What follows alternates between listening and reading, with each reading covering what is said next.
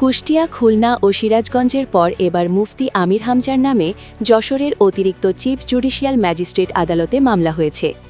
কুষ্টিয়া ৩ আসনে জামায়াতে ইসলামী মনোনীত এ সংসদ সদস্য প্রার্থী আমির হামজার বিরুদ্ধে বুধবার ২১ জানুয়ারি যশোর জেলা কৃষক দলের আহ্বায়ক কমিটির সদস্য ও শহরের খড়কি এলাকার বাসিন্দা মেহেদী হাসান জিল্লু এ মামলা করেন। আদালতের বিচারক আসাদুল ইসলাম অভিযোগ আমলে নিয়ে পুলিশ ব্যুরো অফ ইনভেস্টিগেশনকে পিবিআই তদন্ত করে প্রতিবেদন জমা দেওয়ার নির্দেশ দিয়েছেন। মামলার আর্জিতে উল্লেখ করা হয়, ২০২৩ সালে চট্টগ্রামে একটি ওয়াজ মাহফিলে আমির হামজা সাবেক প্রধানমন্ত্রী বেগম খালেদা জিয়ার ছোট ছেলে প্রয়াত আরাফাত রহমান কোকোকে নিয়ে অশালীন ও সম্মানহানিকর বক্তব্য দেন। একজন মৃত ব্যক্তিকে নিয়ে এ ধরনের মন্তব্য শুধু কোকোর ব্যক্তিগত মর্যাদায় ক্ষুণ্ণ করেনি, বরং পুরো জিয়া পরিবারের সম্মানহানি হয়েছে। মামলার আর্জিতে বাদী মেহেদী হাসান জিল্লু আরও উল্লেখ করেন, গত ১৭ জানুয়ারি যশোরের লালদিঘির পাড়ে বিএনপির দলীয় কার্যালয়ে অবস্থানকালে তিনি অনলাইনে ওই বক্তব্যের ভিডিওটি শুনতে পান।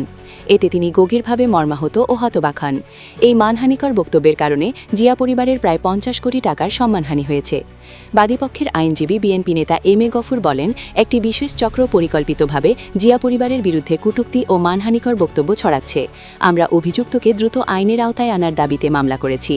এদিকে মুফতি আমির হামজা তার ভেরিফাইড ফেসবুকে ভিডিও বার্তায় বলেন, ২০২৩ সালে চট্টগ্রামের একটি মাহফিলে নামের সৌন্দর্য বা সন্তানের সুন্দর নাম রাখা প্রসঙ্গে উদাহরণ হিসাবে আরাফাত রহমান কোকোকে নিয়ে যে কথা বলেছিলাম তা ছিল আমার স্লিপ অফ টাং। আমি সেই সময়ই ও পরবর্তীতে ভুল স্বীকার করে সংশোধন হয়ে গেছি। একাধিকবার মাফ চেয়েছি। হিংসার বশবর্তী হয়ে এতদিন পরে এসে রাজনৈতিক প্রতিহিংসা এবং রাজনৈতিক স্বার্থ চরিতার্থ করার জন্য নতুন করে সামনে আনা হয়েছে। নতুন করে বিষয়টি আলোচনায় আসায় তিনি সংশ্লিষ্ট সহ সবার কাছে আবারও দুঃখ প্রকাশ এবং ক্ষমা প্রার্থনা করেন।